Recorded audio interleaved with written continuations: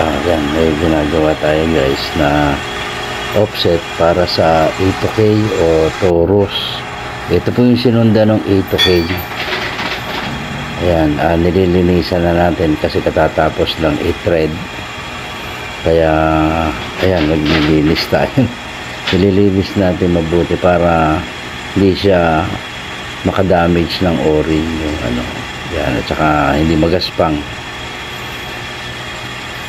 Kaya ayan, at ayan, malapit ng kuminis yan. Pwede na natin kalasin para maisalang yung offset. Nag-thread lang tayo ng receiver dyan. Ayan, tinithread natin yung receiver muna bago tayo gagawa ng tangkay ng offset, bago natin i-thread. May ginagawa tayo ngayon mga idol.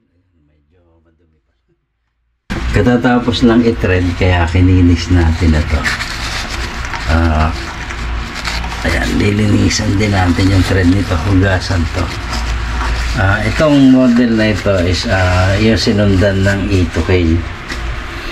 So papalitan natin, lalagyan natin siya ng offset, tinredan lang natin tong yan, itong kanyang receiver. Kakalasin na natin, so okay na siya. Yung offset naman yung kasunod. Yan, offset naman yung sunod natin na gagawin. Ayan yung thread nya, kita nyo medyo malalim na. Maganda naman yung pagka-thread nya, makinis. So tapos ito makinis na rin, hindi na makakasugat ng o-ring yan. So ito, tama lang yung kapal, hindi yan bubuka kapag mataas na yung pressure. Ayan, makikita nyo kapal na siya.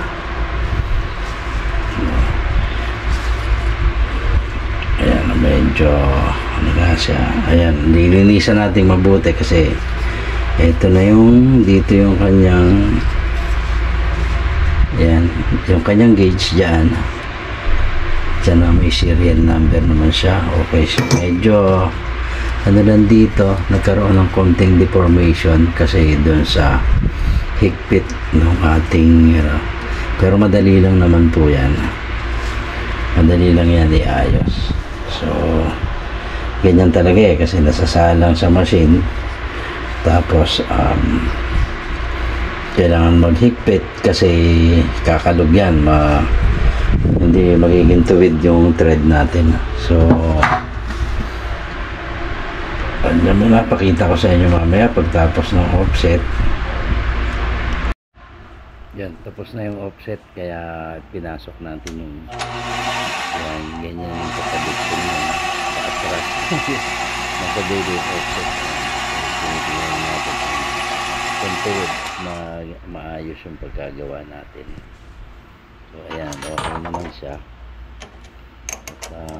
Yung kakalasan na natin para may assemble bago linisan. Saka i-anodize pa yan yung offset na alloy kasi yan, kaya mag-anodize tayo.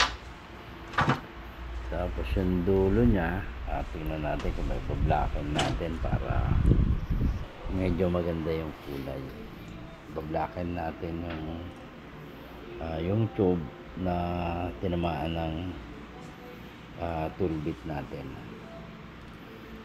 So ayan, okay naman. Medyo madilaw lang yung loob, hindi inaabot ng dali. Okay, yung ano kasi medyo ano rin matalas. Yan, pati yun dun sa ano sa offset. So ayan na yung finished product natin.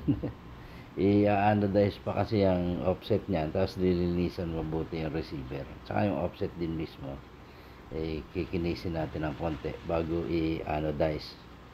Yan, meron siyang lagayan ng bipod sa ilalim. Pero plano ko dyan, lagyan ng bipod na mahaba. So ipaggagawa pa yan ng mahabang bipod doon sa ilalim niyan na nakasalo rin sa tank. So yan yung gagawin natin dyan. So hindi pa tapos, mga ano pa yan, mga 2 araw pa siguro, kasi hindi naman tayo makapag-focus dyan na maigi kasi meron pa mga kailangan isingit yung mga parts na order sa atin. So maraming salamat sa inyo guys.